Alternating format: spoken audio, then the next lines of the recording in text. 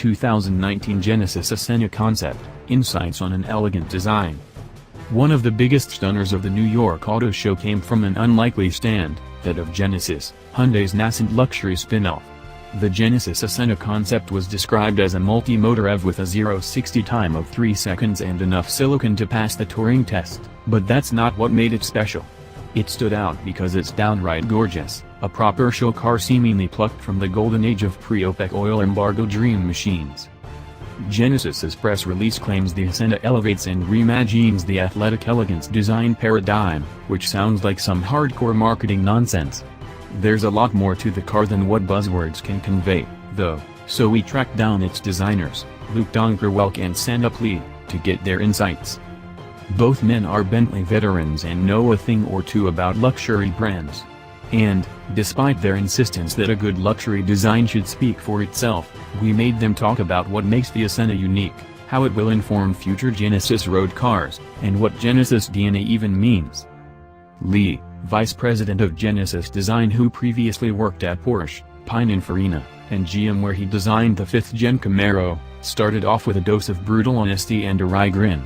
The world of premium cars can exist just fine without Genesis, he declared. As such, the designers were given a seemingly impossible task. How does one justify Genesis's existence in a luxury market crowded by Germans, Japanese, Americans, and Brits? The brand is just 2.5 years old, and not only does it lack history, but even its country of origin is not typically associated with old world richness. When you see Burberry, you think London. When you see Chanel, you think Paris, Lee continued. What comes to mind when you think Seoul? Thus, the challenge became designing a car that not only defined Genesis, but an entire culture.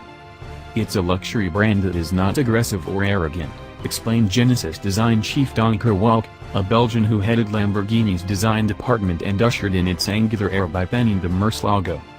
It matches the Korean attitude of being humble and the country's reputation for high-tech goods. Traditional Korean art and design also prizes minimalism. There's a beauty of emptiness, Donckerwolke noted. Koreans are expert in orchestrating white spaces and not overpowering with too much clutter. Lee offered a specific example. Take calligraphy. In traditional Korean brushwork, the white spaces in between are more important than the lettering itself. With these principles delineated, the Essentia began to take shape. It had to transport the identity of the brand, Donckerwolke asserted. A coupe was part of the original Genesis lineup, he told us, and from there a GT was the obvious choice. One thing he was adamant about, however, was that it must have no ornamentation as a characteristic of the brand. Finished in stardust gray metallic with Midas metal copper highlights, the resulting show car is far removed from the band Brute formula. Its simple lines evoke the grandest tours of the 1960s. Sensational butterfly doors flank a bubble-top canopy with sweeps of curved glass. The windshield extends far ahead of the cowl in one continuous expanse. Of course, as an EV there's no engine to view, but components of what appear to be racing-type pushrod suspension can be glimpsed beneath the glass. Despite its fantastical looks, the Essentia exhibits several ideas that will see production, some as early as next year, Donckerwolke revealed. More than just cues, these are tenets that will be used to shape upcoming Genesis road cars. The first thing Donckerwolke pointed out was the Essentia's short front and rear overhangs, which add to the dramatic shape but also serve a performance function by pushing the wheels out to the corners for better handling. Moreover, most of the mass is at the back. It was important that the car look as if it's sitting on its rear wheels to enhance the rear-wheel drive configuration, he asserted. Expect both of these attributes to appear on future Genesis cars. An EV doesn't need front intakes, but the Essentia has a Genesis crest grille anyway. The shape will appear on production cars, but on the concept it doesn't provide internal flow. Instead, it diverts air through vents that exit aft of the front wheels and over what are actually pontoon fenders rising just above the glass hood. These fenders are separate from the cockpit, and Donckerwolke says the air passing through provides additional downforce. Another future production feature is the parabolic line, which creates the belt line as it extends from the tops of the fenders rearward, arcing across the deck in, you guessed it, a perfect parabola. From the side, it keeps the belt line flat.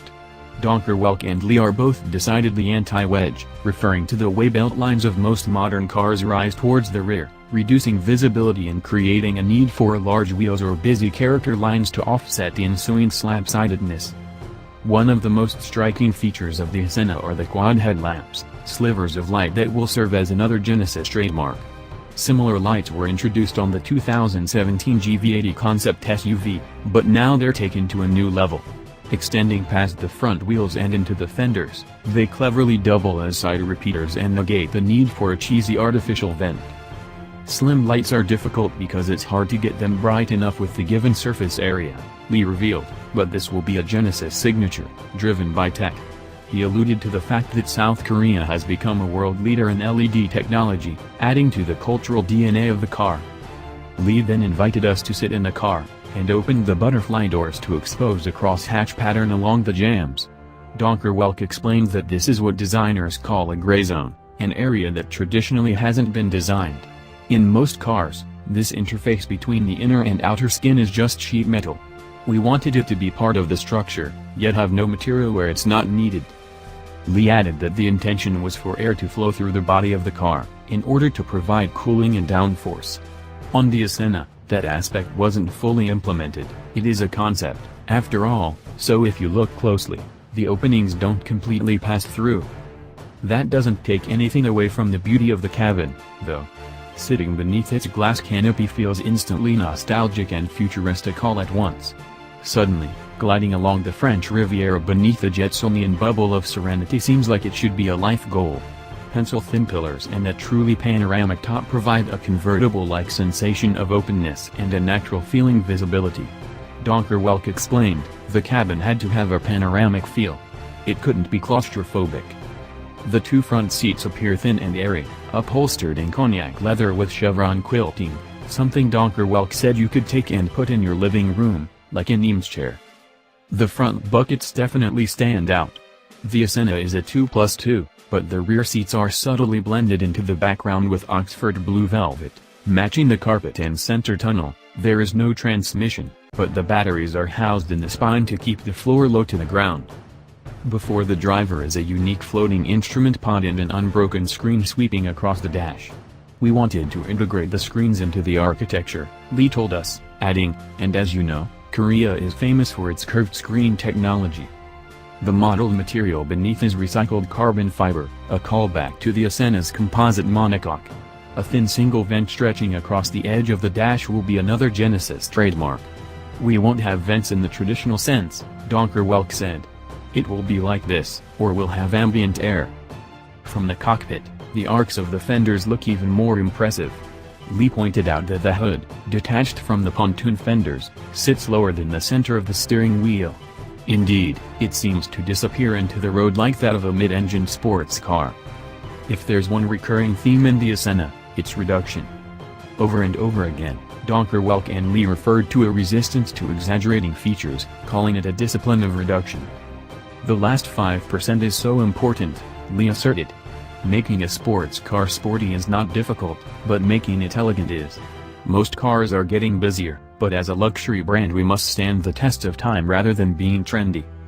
We spent so much time taking away, Donckerwolke recounted. We don't want to create designs that will trap us. We don't want to create heritage artificially. The lack of DNA is not a challenge, but an opportunity. At Bentley, we had a Bentley Bible we had to memorize, Lee revealed.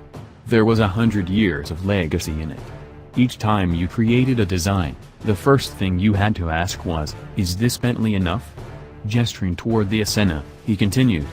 Genesis has a Bible too, but at the moment, it's empty. The fact that the Senna is unlikely to be built is almost tragic. Even if it did, Genesis boss Manfred Fitzgerald told Autotrend he's pushing for it. Many of its more outrageous aspects probably won't be possible to produce. However, if Donckerwolke and Lee's vision can translate successfully into production cars, it has the potential to transform the brand. Take Mazda's Kodo design language, which launched on the 2010 Shinari concept. It took nearly a decade, but it has grown Mazda from a mark with middle-of-the-road designs to one that exhibits beauty across the board. Genesis hopes the Senna will bring about a change as well, knowing full well that it will take time. Continuity is important, Lee said. Evolving rather than changing. But 10 years from now, people will look back at the Ascena and see how Genesis design started.